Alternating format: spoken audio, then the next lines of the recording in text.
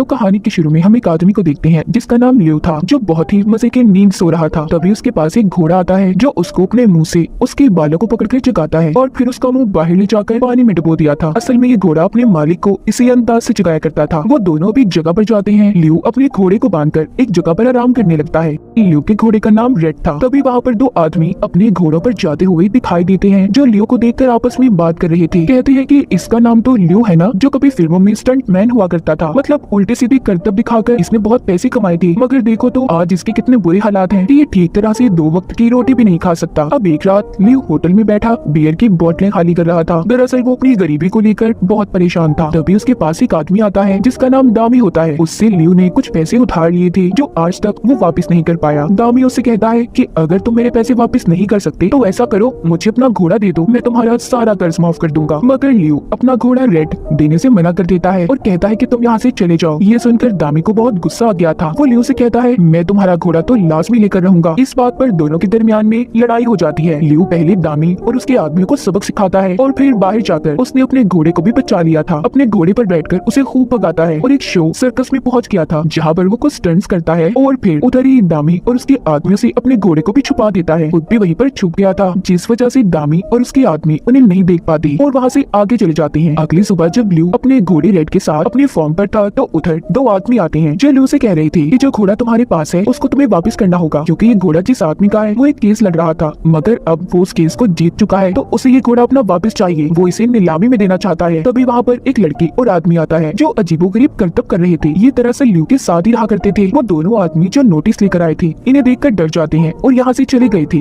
उनके जाने के बाद लियो उस लड़की को नोटिस दिखाता है जो वो 2 आदमियों से देकर गए थे कि उसे घोड़ा हर हालत में वापस करना ही होगा। सारी बातें जानने के बाद वो लड़की लियो की बेटी की तस्वीर की तरफ इशारा करती है और बोलती है कि हमें इस केस के लिए एक वकील की जरूरत है। अब आगे सीन में हम लियो की बेटी को देखते हैं जो बहुत ही खूबसूरत और मासूम थी। लियो अपनी बेटी के पास आता है और उसे मदद मांगता है सारा मसला बताकर, मगर लियो की बेटी अपनी डैड की मदद करने से इनकार कर देती है। कहती है कि डैड मैं अभी लॉयर वकील बनी नहीं हूँ, बल्कि अभी तो मैं वकालत की पढ़ाई पढ़ रही हूँ। इतना कहकर वो चली जाती है। लियो भी वहाँ से चला गया था। उसकी बेटी अब एक लड़के के पास जाती है जो उसका बहुत अच्छा दोस्त था, उसे बहुत पसंद भी किया करता था और एक वकील भी होता है। घर पर लियो बहुत उदास बैठा था। वो ये सोच रहा होता है कि मैं ऐसा क्या करूं जिससे मेरा घोड़ा दूर ना हो। तभी उसके पास एक आदमी आता है जो कि फिल्म प्रोड्यूसर था। वो कहता है मैंने तुम्हारे और तुम्हारे घोड़े के बहुत किस्से सुने हैं, मैं तुम्हें ऑफर देता हूँ तुम मेरी फिल्मों में स्टंट्स में अपने घोड़े के साथ मिलकर काम करो। लियो तो ये सुनकर बहुत ज्यादा खुश हो गया था और उस प्रोड्यूसर को अपने घोड़े के साथ स्टंट्स करके दिखाता भी है। उधर लियो की बेटी अपने दोस्त के साथ बैठी खाना खा रही थी। लियो की बेटी का दोस्त उसे बताता है कि मैं तुम्हें पसंद करता हूँ और शादी करना चाहता हूँ, मुझे बताओ कि मैं अपने घर वालों को कब मिलवाऊं। लियो की बेटी कहती है तुम जानते हो ना मेरा इस दुनिया में कोई नहीं है, तो मैं ये फैसला करूंगी मुझे कब शादी करनी है और कब नहीं। मतलब लियो की बेटी अपनी डैड यानी कि लियो को बिल्कुल पसंद नहीं करती थी, इसलिए उसने किसी को उनके बारे में बताया भी नहीं था। लियो की बीवी की कुछ सालों पहले मौत हो गई थी। वो बस अपनी बेटी के ख्यालों में ही आया करती। एक दिन वो अपनी बेटी को समझाती है कि देखो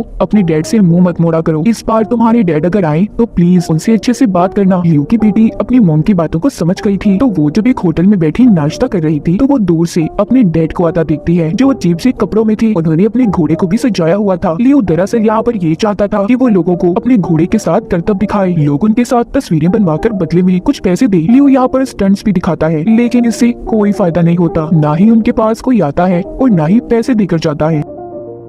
लियो की बेटी भी बैठी ये सब देख रही थी। उसे अपने डैड के बारे में ऐसे बिल्कुल भी अच्छा नहीं लगता, इसलिए वो लियो से मिलने चाहती है और कहती है मेरा एक दोस्त है जो आपका केस लड़ सकता है। लियो की बेटी उस लड़के की बात कर रही थी जो इसे पसंद करता था। वो अपने डैड के फॉर्म पर आकर सभी चीजों को बहुत गौर से देख रही थी। वो रेड से मिलकर भी बहुत खुश होती है। अब रेड भी लियो की बेटी की हर बात को मान रहा था। कुछ देर के बाद लियो की बेटी का दोस्त भी आ जाता है, मगर अपने इर्द गिर्द अजीबोगरीब चीजों को देखकर डरने लगा था। उधर लियो की बेटी आती है, उसके हाथ पर अपना हाथ रखकर कहती है देखो डरो नहीं, और बोलती है कि आप लोगों ने अभी तक कुछ फैसला नहीं किया क्या, आखिर करना क्या है। तभी इनके दरमियान में बातचीत शुरू होती है और अब यहीं से कहानी 3 साल पहले की दिखाई जाती है। लियो को घोड़ा जख्मी हालत में मिला था। उसने उसे खिलाया पिलाया और ठीक कर दिया, साथ ही उसे ये भी समझाया कि तुम अपने घुटनों पर कभी भी मत बैठना। अब इसी के साथ कहानी दोबारा प्रेजेंट मौजूदा दौर में आती है। लियो अपनी बेटी के दोस्त को अपने घोड़े रेड से मिलवाता है, मगर वो बेचारा उसे देखकर डर रहा था। लियो कहता है अरे यार डरो नहीं, ये बहुत अच्छा घोड़ा है, ये तो तुम्हारे साथ बस मस्ती कर रहा है। तभी रेड स्टंट्स दिखाता हुआ गिर गया था। अगले दिन लियो रेड को अपने साथ लेकर शूटिंग पर पहुंच गया था, जहाँ पर उसकी बेटी भी उसके स्टंट्स को देखने आई थी। मगर रेड इतनी भीड़ को देखकर डर जाता है और सही तरह से स्टंट्स नहीं कर पाता, जिस वजह से शूटिंग से उन्हें निकाल दिया गया था। ये देखकर लियो एक जगह पर बैठ जाता है। वो बहुत उदास था। तभी उसके पास रेड आता है और उसके सर पर हैट लेने का बोलता है, मगर लियो इतने गुस्से में था वो हैट को फेंक देता है। तभी रेड के पास लियो की बेटी आती है और कहती है, देखो हम तुम्हारे साथ कोई जबरदस्ती नहीं कर रही, अगर तुम ये स्टंट्स करना चाहते हो तो करो, वरना तुम्हारी मर्जी है। घोड़ा ये बात सुनकर फिल्म की शूटिंग में स्टंट्स करने चला जाता है। लियो की बेटी भी अपनी डैड के पास आती है और कहती है, चले डैड, आपका घोड़ा तैयार है। जिसके बाद दोनों बहुत ही शानदार स्टंट्स दिखाते हैं। हर तरफ रेड और लियो की तारीफ हो रही थी। लियो ये सब देखकर बहुत ज्यादा खुश था। अब ये दोनों ऐसे ही फिल्म में काम को जारी रखते हैं। एक दिन लियो के पास फिर से वही दो आदमी आते हैं जिनको हमने कहानी के शुरू में देखा। वो फिर से लियो के पास घोड़े को ले जाने का नोटिस लेकर आए थे। लियो की बेटी कहती है, देखें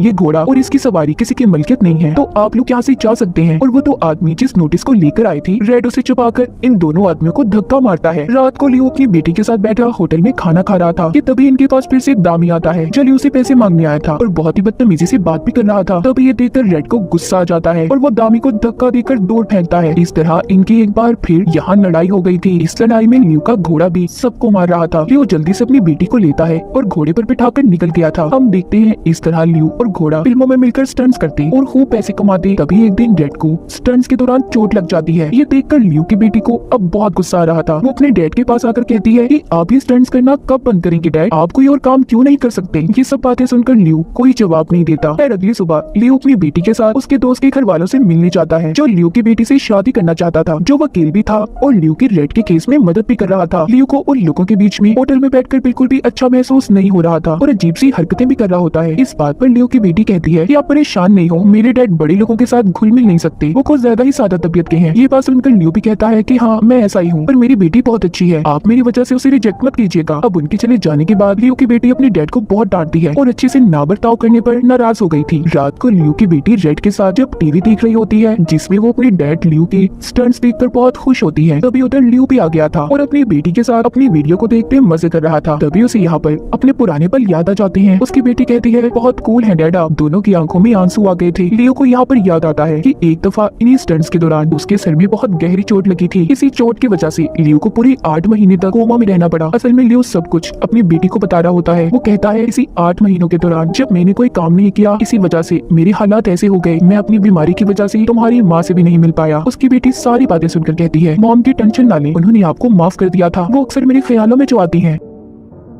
दूसरी तरफ हम देखते हैं दामी फार्म पर रेड के पास आ गया था और उसे इंजेक्शन लगाकर बेहोश करने की कोशिश कर रहा था ताकि वो उसे अपने